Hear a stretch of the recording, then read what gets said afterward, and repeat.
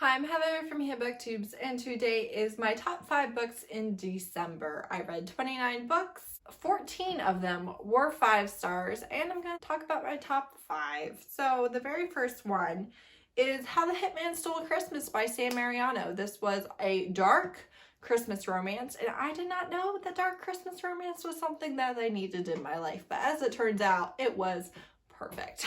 I loved it so much. So a hitman stops alongside the road to help a broken down car and sees the woman in it, sees her backseat full of Christmas presents for her jerk of a boyfriend's family, and is like, you know what? I'm gonna take a girlfriend home for Christmas. So he kidnaps her, and there is dubious consent, and that would be the main, besides the murder and the hitman and the kidnapping thing, that would be the main trigger, is some dubious consent. And he takes her home and is like, you know, I don't even feel bad about it. Like, I can be a better boyfriend than this loser. And talks about how, like, of all the girlfriends he kidnapped, he took the best one. He might really be onto something because he likes her more and she's done more for him since he kidnapped her than his previous girlfriends have done for him and stuff. And it's just kind of cute in like a dark Christmas setup. I really liked it, like, a lot. And I plan on reading more by this author. I do believe that most of her books have dubious consent and are dark romance, so be aware of that if you decide to pick her up, but I did really enjoy it. My second favorite book of December was also a dark Christmas romance. Who knew? I read Redemption by Wright. This one, she's running away from an abusive ex. So right at the beginning of the book, we get abuse on page. It doesn't last super long, and it ends with them kind of hurting him and running away, but there is abuse on the page right there at the beginning. And then there is some serious violence happening in this book. Particularly, there's a very graphic disposal of a body scene. So if you just can't do any violence like this, it is definitely violent. So she's running away from this monster of an ex, and there's a snowstorm, and she gets stuck on this guy's property, and he's like, it's no problem, you know, you and your 3 little kids, you're welcome. And he like falls hard for the whole family right at the beginning, and he actually escaped the mafia in Chicago, I think, and that was after they killed his family, and so he is still grieving and has just been living alone for all this time. And they fall in love. It's a little bit of a slow burn. And then there's some really beautiful artwork in this book. A lot of it is just them, you know, hugging each other and stuff. And then we get to the steamy scenes, and you get very graphic artwork. So if you have other eyes around, you might not want to read it because it gets very graphic.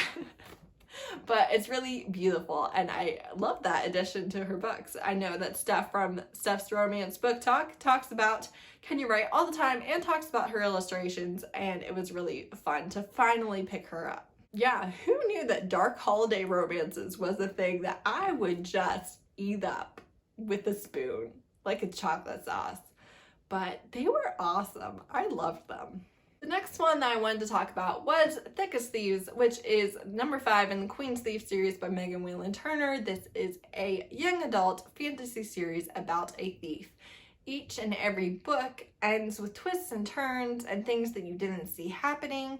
And after the first 2 books, we get points of view from different people in the series.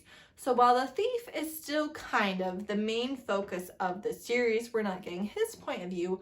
We're getting the point of view of people around him and or people who were around him and are now in this country doing this.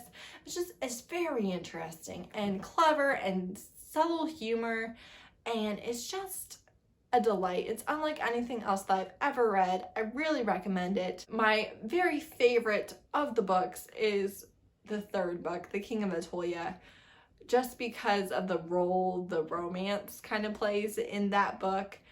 But I love this series. This was my final reread for it. I have yet to pick up the final book, which I have never read before because it just came out in October.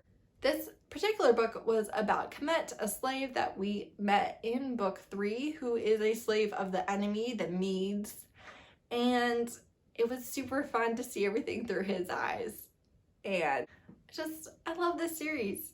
I can't tell you what a breath of fresh air it is, how unique it is, how unlike anything else I've read, and how I've loved this series for like almost 20 years. So I really can't wait to read the finale. I'm really glad that I did the reread, and yeah, can't recommend enough, honestly. Then I have At Peace, which is the Burg #2 by Kristen Ashley. This is a book that deals a lot on grief. If you have a trigger for grief, there's grief of many different family members in this, so it's a big theme throughout the book. It's really about finding happiness after loss. It's about finding happiness through all these hard times, and how you didn't think you could be happy again.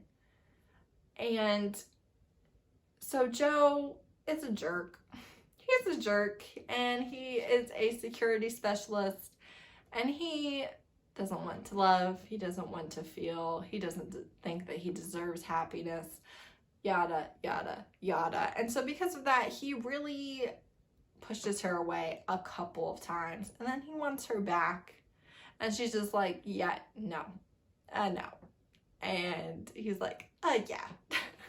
And she has 2 teen daughters, and his relationship with them is really awesome. Their relationship with their mom is really awesome. I loved that aspect of the story. There is a man who is obsessed with her and is continuing to kind of make her life dangerous, is the man that killed her husband. And so that plays a big part in the plot and in people trying around them. You can read this as a standalone, and I loved it. I loved it. It was very emotional. It's 5 stars. It's definitely on the more emotional end of Kristen Ashley, and she can write some emotional books, so just be aware of that. But wow, it was so good.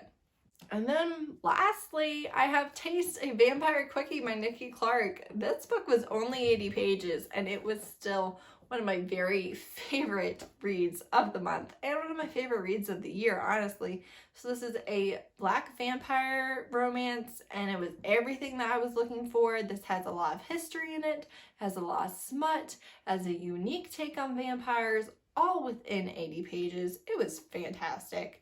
And so she is a 200-year-old vampire. She is tired of being alone, and so she is going to make a vampire. And when she decides to make a vampire, this man shows up, and she is drawn to him, and she has never been able to reach completion as a vampire, and she can with him, and she's just like, I don't even know what's going on.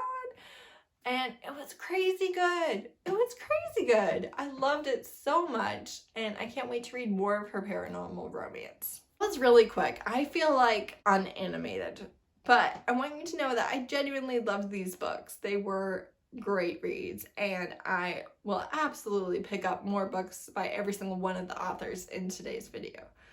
So yeah, I think I'm just feeling a little drained physically. So thank you so much for watching. Do you have a top read of December? Let me know. I always appreciate so much that you guys comment on my videos and talk to me about books. So thanks for watching. Bye.